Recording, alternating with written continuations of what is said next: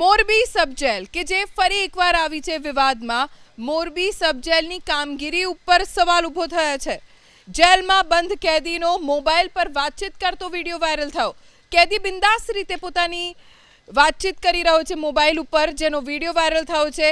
ત્યારે in charge jailer Haresh બાબરિયાએ પણ video viral થયો, જેને લઈને મોરબી સબજેલનો જ આ વિડીયો હોવાનો સ્વીકાર કર્યો છે.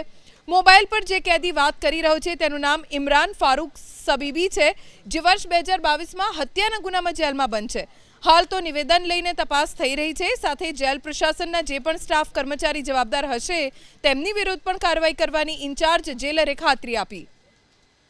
કેદી બિંદાસ રીતે પોતાની વાતચીત કરી રહ્યો છે મોબાઈલ ઉપર, જેનો વિડીયો વાયરલ થયો છે. ત્યારે ઇન્ચાર્જ જેલર હરેશ બાબરિયાએ પણ વિડીયો વાયરલ થયો, જેને લઈને મોરબી સબજેલનો જ આ વિડીયો હોવાનો સ્વીકાર કર્યો છે.